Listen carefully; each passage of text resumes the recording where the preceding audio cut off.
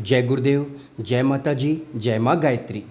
मित्रों, आइए सुनते हैं परम पूज्य गुरुदेव से जुड़ा एक अद्भुत अनुभव, जिसे लिखा है श्री सुरेंद्र सिंह शेखावत जी ने, महरौरी सीकर, राजस्थान से। वे लिखते हैं, मैं राजस्थान के एक क्षत्रिय परिवार से संबंधित हूँ। यहाँ आज भी कई ऐसे क्षेत्र हैं जहाँ अवांछनीयताएँ, मूढ़ मान्यताएँ एवं कुरीतियाँ इस कदर हावी हैं कि परिवार और समाज उनसे बहुत क्षति पहुंचती है। बच्चा जब इन अवगुणों में पलकर बड़ा होता है तो वह दुर्गुणों की खान होता है। ऐसा ही दुर्भाग्य कुछ मेरा था। मैं भी कुछ ऐसे ही परिवार में पैदा हुआ। संपूर्ण दोषों की थाती लेकर मैं बड़ा हुआ। कोई भी ऐसा दुर्गुण न था जो मुझ में ना हो। भला हो उस गायत्री परिवार का जिसने मुझे इस रौरव नरक से बाहर निकाला और उस स्थान पर लाकर खड़ा किया जहाँ मुझे आज गौरव महसूस होता है। सन 1994 में हमारे यहाँ माधोपुर में 108 कुंडी गायत्री महायज्ञ संपन्न हुआ। उस दौरान मुझे मिशन से जुड़ने का सौभाग्य प्राप्त हुआ। मुझे उसमें जो भी कार्य दिया जाता, मैं पूरी ईमानदारी और लगन से उसे पूर्ण करता। छोटे बड़े कोई काम हो, मैं ज़रूर करता, श्रद्धापूर्वक करता। यज्ञ भगवान का कार्य समझकर उन्हें पूर्ण करता। इसी क्रम में मुझ पर गुरुदेव की कृपा हुई। मुझ में इतना संकल्प बल पैदा हुआ कि मैंने अपनी सारी बुराइयां, सारे दुर्व्यसन छोड़ दिए। धीरे धीरे समय बीतता गया। सन 2000 आ गया। गर्मी का मौसम था। मैं जलापूर्ति विभाग में वाहन चालक के पद पर जयपुर में नियुक्त था। मुझे जयपुर से दौसा ट्रैक्टर पर बोरिंग मशीन लाद कर ले जाने का आदेश हुआ। उन दिनों राजस्थान में पानी की बड़ी किल्लत होती थी। सो हम 3 लोग प्रातः 9 बजे थर्मस में पानी लेकर दौसा के लिए रवाना हुए। चिलचिलाती धूप और तन को झुलसा देने वाली गर्मी। एक थर्मस का पानी आखिर कब तक काम आता। आगे रास्ते भर ना कोई घर था, ना कोई दुकान, ना ही कोई गांव जहां से चाय पानी का इंतज़ाम हो पाता। प्यास से हम तीनों का बुरा हाल था। पानी न मिलने के कारण गला बुरी तरह सूख रहा था। आगे जंगली रास्ता था। हम लोग जंगल में प्रवेश किए। तब तक शाम हो चुकी थी। शाम 6 बजे अचानक ट्रैक्टर का एक पहिया पंचर हो गया। मैंने 3 पहियों से ट्रैक्टर को आगे चलाने की जोड़ तोड़ प्रयास किया, पर सफल न हो सका। अब क्या किया जाए, कुछ समझ में नहीं आ रहा था, क्योंकि हम लोग घने जंगल में थे।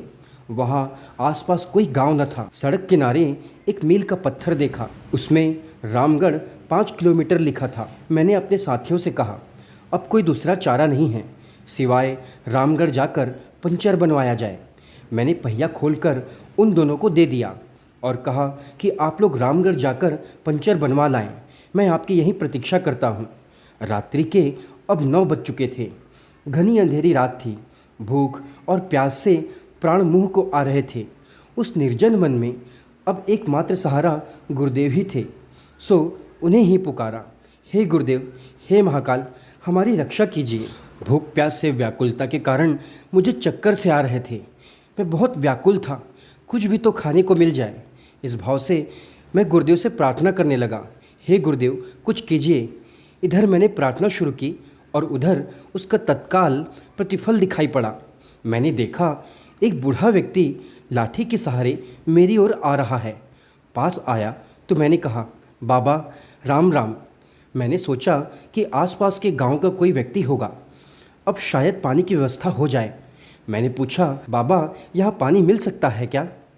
मेरे इतना कहने पर बाबा ने कहा, अभी लाता हूँ। बाबा गए और 5 मिनट के अंदर पुनः उपस्थित हुए। इस बार एक हाथ में एक बाल्टी पानी था और दूसरे हाथ में कुछ भोजन। भोजन में 3 रोटियां थीं, कुछ मिर्च और प्याज थे। उन्हें देते हुए कहा कि बेटा, तू भूखा भी है, तेरे साथी भी भूखे होंगे, सो यह भोजन कर ले और उन्हें भी खिला देना। मैंने कहा, ठीक है बाबा। इसके बाद मैंने एक रोटी खाई, पानी पिया और तृप्ति अनुभव की। मैंने पूछा कि बाबा, आप आसपास में रहते हैं क्या?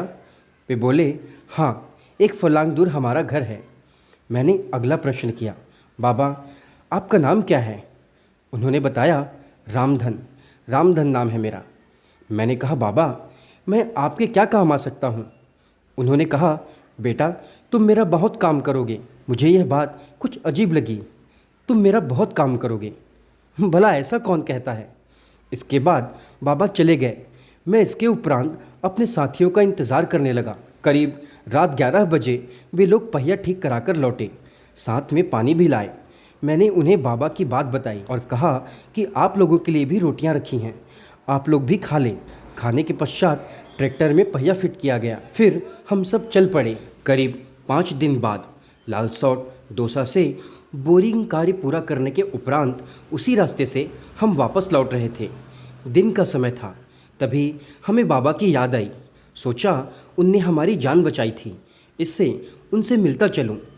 चरवाहों से रामधन नाम के व्यक्ति के बारे में पूछा। उन लोगों ने बताया कि इस स्थान से 8 किलोमीटर की परिधि में न कोई गांव है, ना ही कोई घर। कुएं का सवाल ही पैदा नहीं होता। तब मैंने उनसे कहा, रामधन बाबा हमें भोजन भी कराए और पानी भी पिलाए। आसपास कुआं होने का तो सवाल ही पैदा नहीं होता। आसपास के किसी गांव में कोई रामधन नाम का कोई व्यक्ति ही नहीं है। तब मुझे होश आया कि रामधन और कोई नहीं, हमारे स्वयं परम पूज्य गुरुदेव थे, जो मेरी बेचैनी और भूख को देखकर स्वयं मुझे बचाने चले आए थे। मैं कितना अभागा हूँ जो उन्हें पहचान नहीं पाया। तभी से मैं तन मन धन से गुरु कार्य में अहर्निश लगा रहता हूँ, यही सोचकर कि न जाने वे फिर कब मिल जाएं। मित्रों, हमारी ये वीडियो आपको पसंद आई हो तो इसे लाइक करें, शेयर करें और कमेंट में जय गुरुदेव जय महाकाल लिखना ना भूलें। मिलते हैं अगले वीडियो में।